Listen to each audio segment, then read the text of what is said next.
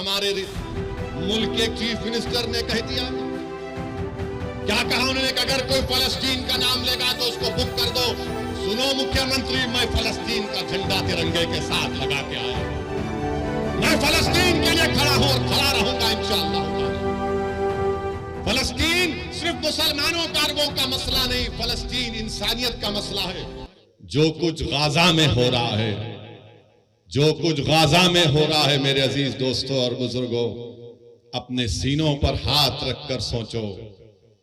अपनी औलाद अगर सामने है तो उनको देखकर अपने दिमागों पर जोर डालकर सोचो कि गाजा में खून रेजी हो रही है, गाजा में नस्ल कशी हो रही है, गाजा में मीडिया ने रिपोर्ट किया कि 6 दिन के अंदर 6000 बम ज़ायनिस्ट ताकतें बरसाई हैं। इजराइल गाजा में एक छोटी सी जगह है, गाजा 20-21 लाख की, 6 दिन में 6000 बम गाजा पर गिराए गए हैं। और वही जब आईसिस से मुकाबला कर रहे थे पूरे ममालिक, ये पूरा आईसिस कोलिशन के नाम से था, तो वो लोग 1 महीने में 2500 बम आईसिस पर गिराए थे और गाजा में 6 दिन में 6000 बम गिराए गए। आप अंदाजा लगाओ, अगर यहां पर कोई 10 मिनट तक सिर्फ पटाखे फोड़ना शुरू कर देगा तो आप 2-3 मिनट के बाद बोलेंगे कि भाई बड़ी बेचैनी हो रही है, बस करो। सोचो थोड़ी देर के लिए कि 6 दिन में 6000 बम ये जालिम इस्राएली हुकूमत गाजा पर बरसाती है। 6 दिन में 21 लाख की आबादी है, 10 लाख लोग बेघर हो चुके हैं, 10 लाख लोग बेघर हो चुके हैं। और वो जालिम हुकूमत कह रही है कि तुम अब नॉर्थ गाजा से साउथ गाजा की तरफ चले जाओ। लोग बसों में जा रहे थे तो कल बसों पर बम डाल दिया गया। आज मालूम हुआ, अखबारात और मीडिया कहता है कि गाजा में 1537 फलस्तीनियों की जानें चली गई, जिसमें 500 बच्चे थे, 275 खवातीन हैं, 6612 जख्मी हैं। ये सिर्फ 6 दिन की बात कर रहा हूं मैं आपसे। और ये दुनिया जो बड़ी ह्यूमन राइट्स की बात करती है, ये दुनिया जो बड़े फंडामेंटल राइट्स की बात करती है, हुकूक की बात करती है, आज ये बड़े बड़े ममालिक आज खामोश बैठे हैं, गूंगे हो चुके हैं, अंधे बन चुके हैं, बहरे बन चुके हैं कि जिस सरजमीन के पास कुछ नहीं है, आज आपने वहां पर 6 दिन में 6000 बम बरसाए, 1537 लोगों की जानें चली गई, 500 मासूम बच्चे, 275 खवातीन की मौत और 6612 लोग जख्मी है। पीने का पानी नहीं है 20 लाख 21 लाख लोगों के पास। अगर आपके पास 2 दिन पानी खराब आया तो आप 25 फोन करते अपने सियासी नुमाइंदों को, मंजलिस के जिम्मेदारों को कि आके देखो जरा पानी पी के बताओ। वहां पीने को पानी नहीं है मेरे भाई, खाने को खाना नहीं है गाजा के लोगों के पास, अस्पताल में दवाएं खत्म हो चुकी हैं, ऑक्सीजन तो दूर की बात। और ये जालिम, ये ज़ायनिस्ट लोग कहती हैं गाजा के लोगों से कि तुम नॉर्थ गाजा से निकलकर साउथ गाजा में चले जाओ। पूरी बिल्डिंगें बर्बाद, बेघर हो चुके हैं। हम नजारे देख रहे हैं कि 10-11 साल का बच्चा जख्मी है, बाप जख्मी है, बजाय बाप अपने बेटे को हिम्मत दिलाए, 12 साल का बच्चा कह रहा है कि अब्बा रोना बंद करो, मैं अच्छा हूं। बिल्डिंग गिरी हुई है, बिल्डिंग के मलबे से लाशें निकल रही हैं, मासूम बच्चों को निकाला जा रहा है, मगर दुनिया खामोश है। दुनिया खामोश है। जो बड़ी बड़ी बातें करते हैं ये दौलतमंद ममालिक, क्योंकि मरने वाला फलस्तीनी है। यकीनन जो तशद्दुद होगा, वायलेंस होगा, हम कंडेम करते हैं उसको, चाहे कोई भी करो, वायलेंस रास्ता नहीं है। मगर ये बताओ, ये कौन सा वायलेंस है? ये तो नस्ल कशी है, ये तो आप उनको खत्म कर रहे हैं, आप उनको बिल्कुल खत्म, सफ़े हस्ती से मिटाना चाहते हैं, जिसको अंग्रेजी में कहते हैं एथनिक क्लेंसिंग हो रहा है फलस्तीनियों का। मैं बताना चाहूंगा आपको कि 2016 साल से गाजा में महासिरा है। 16 साल से कोई बाहर जाना है तो उसको परमिशन, कोई अंदर आना है तो उसको इजाजत लेना पड़ता है। आपने देखा ना कोविड में क्या हुआ था? कोविड में क्या हुआ था कि कोविड में बगैर पास के नहीं कोई नहीं निकल सकता था। 16 साल से फलस्तीनियों को उस तरह का बर्ताव किया जा रहा है। पीने का पानी नहीं है, लाइट उनकी बंद कर दी गई क्योंकि इजराइल के पास से बिजली आती है। 16 साल से महासरे में, अरे समंदर है, मच्छी नहीं पकड़ने देते ये ज़ायनिस्ट लोग। और उस 21 लाख में 50% आबादी 18 साल की, 20 साल के नौजवानों की है।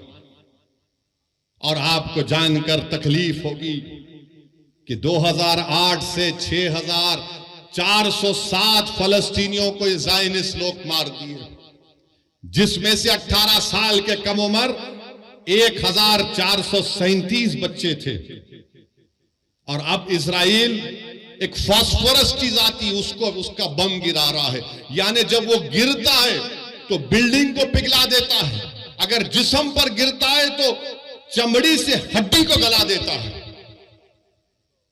यह जुल्म गाजा के लोगों पर किया जा रहा है। और अमेरिका, बर्तानिया, ये यूरोप, ये फ्रांस जब बड़ी बड़ी बातें करते हैं, आज गूंगे बनकर बैठे कि मासूम लोगों को, अरे 80 साल से लड़ रहे हैं अपनी फलस्तीन और मस्जिद अक्सा और बैतुल मुक़द्दस के लिए। मेरे अजीज दोस्तों और बुजुर्गों, ये बात कहना जरूरी था। इसलिए जरूरी है कि अगर गाजा का नाम आए, फलस्तीन का नाम आए, मस्जिद अक्सा का नाम आए, बैतुल मुक़द्दस का नाम आए, और तुम्हारे और हमारे दिलों में हरारत ईमानी पैदा नहीं हुए, तो फिर तुम इंसान कहलाने के लायक नहीं हो। अगर हम इनकी मदद नहीं कर सकते, हम दूर हैं, मगर जज्बात से कर सकते हैं और करना चाहिए।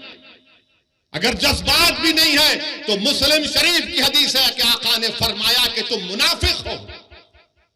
अल्लाह के रसूल सल्लल्लाहु अलैहि वसल्लम ने फरमाया कि तुम मुनाफिक हो। वो अंबियाओं की बैशत की सरजमीन है। हजरत दाऊद अलैहिस्सलाम, सुलेमान और ईसा अलैहिस्सलाम की बैशत की सरजमीन है। हजरत इब्राहिम अलैहिस्सलाम की खबर, हजरत मूसा अलैहिस्सलाम की खबर वहां पर है। मेरे अजीज दोस्तों और बुजुर्गों, काबतुल्लाह को तूफान नूह के बाद अल्लाह के हुक्म पर हजरत इब्राहिम अलैहिस्सलाम ने काबतुल्लाह को बनाया, और 40 साल के बाद अल्लाह के हुक्म के बाद मस्जिद अक्सा को हजरत सुलेमान अलैहिस्सलाम ने बनाया। और दुनिया को हम बताना पड़ेगा कि हमारा रिश्ता फलस्तीन से, गाजा से, मस्जिद अक्सा से, बैतुल मुक़द्दस से क्या है। जब तक कुरान में वो आयत है कि असरा में अब नहीं, जब तक कुरान में ये सूरा रहेगा, सुबह क़यामत तक हमारा रिश्ता फलस्तीन और गाजा से रहेगा। मेरे अजीज दोस्तों और बुजुर्गों, आपने हदीस शरीफ सुनी कि रसूल अल्लाह सल्लल्लाहु अलैहि वसल्लम से एक सहाबी रसूल ने पूछा, या रसूल अल्लाह सल्लल्लाहु अलैहि वसल्लम, क्या हशर के मैदान में हम आपको पाएंगे? अल्लाह के रसूल सल्लल्लाहु अलैहि वसल्लम ने फरमाया कि हाँ, तुम मुझे हशर के मैदान में पाओगे।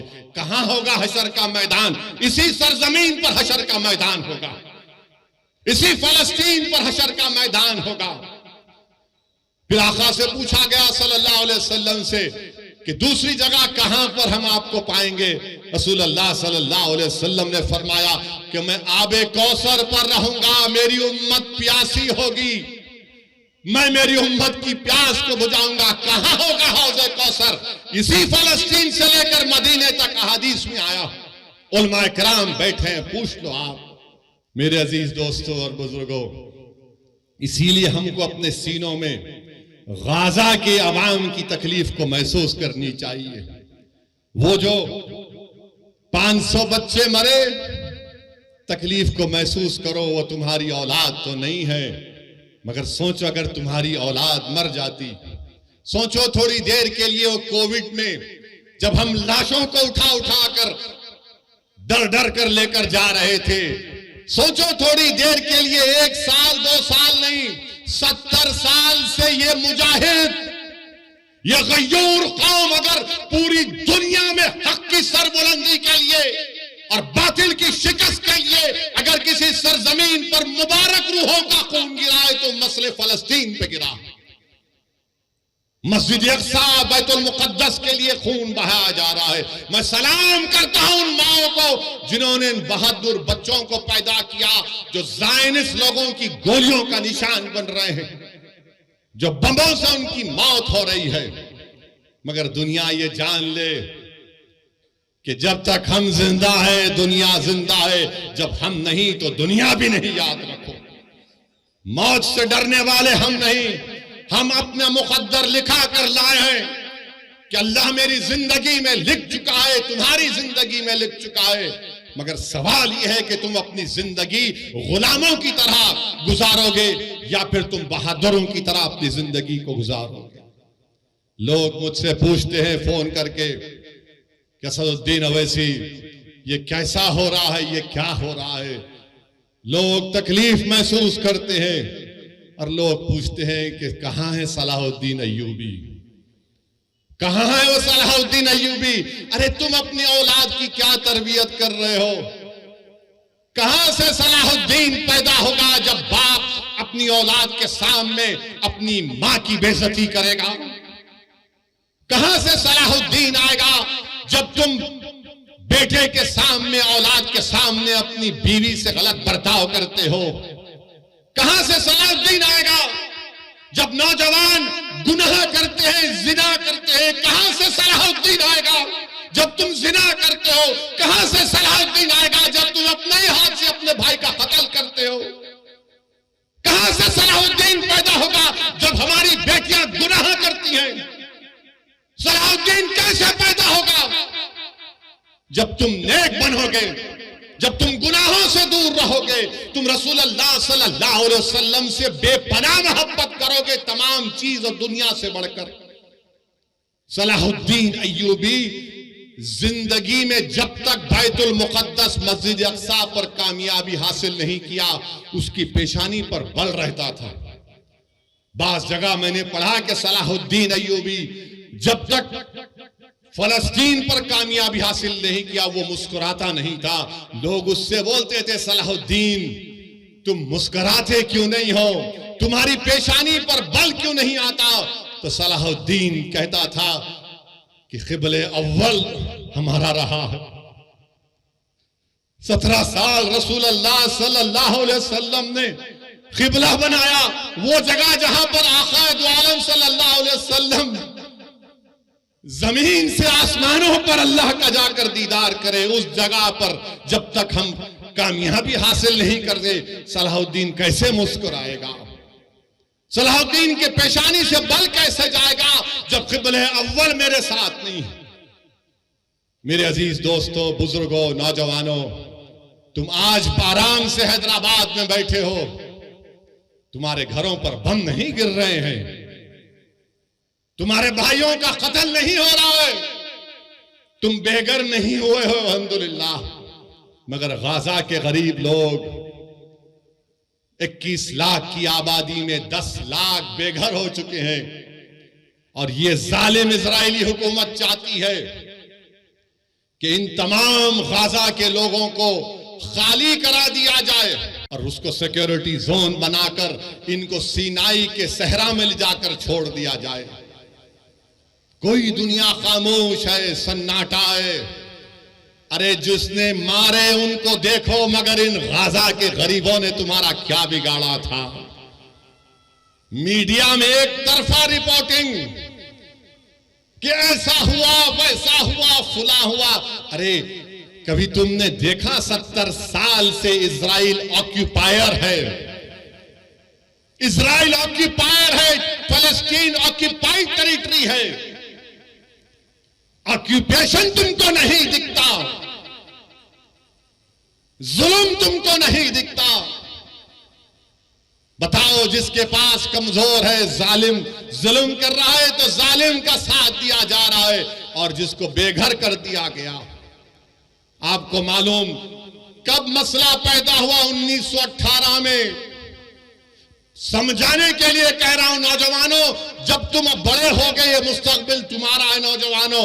1918 में यही ज़ायनिस्ट लोग वहां पर गए, बरतानिया से साजबाज किया और 1918 से फलस्तीनियों को भगाने का प्रोग्राम बनाया। और फिर 13 मई 1948 में 18 से लेकर 48 तक फर्स्ट वर्ल्ड वॉर हुई। उसके बाद से तरीके से, साजिशों से फलस्तीनियों को मारा गया, भगाया गया। और उसके बाद क्या हुआ? 20-25 साल के अरसे में, जिसको फलस्तीन की तारीख में नकबा कहते हैं, कितने लोग बेघर हो गए? 1.5 करोड़ फलस्तीनियों को भगा दिया गया। और फिर 67 की जंग हुई तो हमने मस्जिद अक्सा को खो दिया, उस मुबारक जगह को खो दिया जहां पे आक़ाए दो आलम सल्लल्लाहु अलैहि वसल्लम तमाम रसूलों और नबियों की नमाज इमामत की थी। और उस वक्त से वो फलस्तीनी लड़ रहे हैं। फलस्तीन का मसला सिर्फ अरबों का मसला नहीं, फलस्तीन का मसला सिर्फ मुसलमानों का मसला नहीं, फलस्तीन का मसला हर उस इंसान का मसला है जो इंसाफ चाहता है, जो इंसाफ चाहता है। और जो पूछते हैं कि सलाहुद्दीन कहां आएगा, अरे सलाहुद्दीन को आने के लिए तुमको नेक बनना पड़ेगा। जब ईसाइयों ने मस्जिद अक्सा और बैतुल मुक़द्दस पर कब्जा किया, क्रूसेडर्स ने एक दिन में 70,000 मुसलमानों का कत्लेआम हुआ। उनके घोड़े गिर जाते थे, इतना खून था। मगर जब सलाहुद्दीन अय्यूबी ने फलस्तीन बैतुल मुक़द्दस पर कामयाबी हासिल की और तमाम ईसाई लोग जमा हुए, बोले कि सलाहुद्दीन अब तुम हमसे क्या करोगे? तो सलाहुद्दीन अय्यूबी ने कहा कि मैं वो नहीं करूंगा जो तुमने किया था। मैं रसूल अल्लाह सल्लल्लाहु अलैहि वसल्लम के गुलामों का गुलाम हूं, तुमको मैं माफी देता हूं, जाओ, तुम्हारी जान को भी कोई हाथ नहीं लगाएगा। यही सलाहुद्दीन अय्यूबी के पास एक कबीला था जो दीन इस्लाम को कबूल नहीं करता था। सलाहुद्दीन अय्यूबी ने जोर जबरदस्ती नहीं की। एक कबीले की एक औरत आई सलाहुद्दीन अय्यूबी के पास और आकर कहा कि सुल्तान, मेरे 4 बच्चे गायब हैं, मेरे बच्चों को वापस लेकर आओ। Salahuddin Ayyubi Fatih फलस्तीन, Fatih Betul मुक़द्दस उठता है, अपने जिस्म पर जर्रा पहनता है, तलवार उठाता है। वो औरत खातून कहती है, कहां जा रहे सुल्तान? तो कहा, तेरे बच्चों को तलाश करने जा रहा हूं। वो हैरान होकर पूछती, आप जाएंगे मेरे बच्चों के लिए? बोले, हाँ, तेरे बच्चे मासूम हैं। फजर को निकलता सलाहुद्दीन अय्यूबी ज़हर हो जाती है। ज़हर से असर के करीब जब सलाहुद्दीन अय्यूबी इन बच्चों को देखता है, बच्चे डरे हुए हैं, सहमे हुए हैं, उनको गोद में उठाकर अपनी माँ के पास जब लेकर आता है तो बच्चे, उसमें से जो बड़ा उम्र का बच्चा था 13-14 साल का, वो फर्त मसरत में अपनी माँ की तरफ दौड़ता है कि अम्मा अम्मा। तो उस माँ ने क्या किया? उस माँ ने उस बच्चे के मुंह पर एक जोरदार तमाचा मारा और कहा कि जा, सलाहुद्दीन के कदमों में गिर जा। ये वो नबी मोहम्मद सल्लल्लाहु अलैहि वसल्लम का गुलाम है, अगर ये ऐसा है तो उसका रसूल कैसा रहमत वाला होगा। ये सलाहुद्दीन अय्यूबी था। मेरे अजीज दोस्तों और बुजुर्गों, नौजवानों, इसीलिए कह रहा हूं कि तुमको नेक बनना पड़ेगा। और याद रखो इस बात को, जब तुर्कों की हुकूमत थी, सल्तनत उस्मानिया की हुकूमत थी, तुम्हारा ख्याल यह है कि तुम्हारा मिजाज ये है कि तुम अपने फोनों पर, टीवी पर अर्तुगरुल देखकर खुश हो जाते, तुम उस्मान का सीरियल देखकर खुश हो जाते। मगर क्या तुमको मालूम कि जब तक 400 साल तुर्कों की हुकूमत थी, मस्जिद अक्सा हमारे पास थी, मगर जब तुर्कों से इक़्तिदार इत्तेहाद जब कमजोर हुआ, कबीलों की बुनियाद पर, असबियत की बुनियाद पर जब इत्तेहाद पारा पारा हो गया, तो सबसे पहली चीज जो हमारे हाथ से चले गई वो मस्जिद अक्सा और बैतुल मुक़द्दस हमारे हाथ से चला गया। इसीलिए मेरे अजीज दोस्तों और बुजुर्गों, इत्तेहाद को मजबूत रखो, याद रखो। तुमको हम तमाम, मुझसे तुमको नफरत होगी, मगर मेरी और तुम्हारी ख्वाहिशों से ज्यादा और अहमियत का काम इत्तेहाद है। असदुद्दीन ओवैसी यकीनन कमजोर है, मगर याद रखो ये इत्तेहाद तुम्हारे लिए और मेरे लिए, आने वाली नस्लों के लिए जरूरी है। हमने इत्तेहाद को खोया तो मस्जिद अक्सा निकल गई हमारे हाथ से, मस्जिद अक्सा हमारे हाथ से निकल गई। तो इत्तेहाद को मजबूत रखो। बुजुर्गों, नौजवानों, मेरी इज्जतदार मां और बहनों, इस गुनाहगार की गुजारिश यही है कि अपने इत्तेहाद को मजबूत रखो। तुम्हारा इत्तेहाद कमजोर होगा तो ये तारीख तुमको बता रही है कि हमने क्या खोया। हमने क़िबले अव्वल को खो दिया। मगर लाखों सलाम वो गाजा के बहादुरों पर, जो गाजा के बहादुरों पर जो आज भी लड़ रहे हैं, कल भी लड़ेंगे। मगर हम हमारे वजीर आजम से कहना चाहेंगे कि मोदी जी रोको जो गाजा में जुल्म हो रहा है फलस्तीनियों पर। आपने कहा कि India stands in solidarity with the Palestinian people, तो सॉलिडारिटी दिखाओ। रोको उन लोगों को। 21 लाख में से 10 लाख लोग बेघर हो चुके हैं। वो शैतान नेतन्याहू जालिम है, वॉर क्रिमिनल है, वो जो ढकेल रहा है फलस्तीनियों को, ढकेल रहा है कि घरों को बर्बाद, 6000 बम गिराए गए। हम भारत के वजीर आजम को बताना चाह रहे कि महात्मा गांधी ने क्या कहा था। गांधी ने कहा था कि ये फलस्तीन अरबों का है।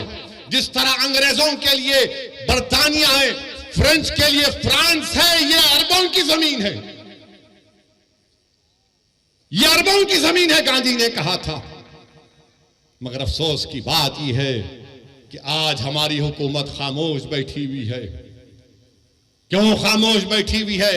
अगर हम पूरी दुनिया में एक सुपर पावर बनना चाहते हैं, अगर हम अक़वाम मुत्तहिदा की सिक्योरिटी काउंसिल में मेंबरशिप चाहते हैं वोटिंग राइट के साथ, तो फिर हमारी हुकूमत को, हमारे मुल्क को ये जो वॉर क्राइम्स इजराइल कर रहा है उसकी मजम्मत करनी चाहिए।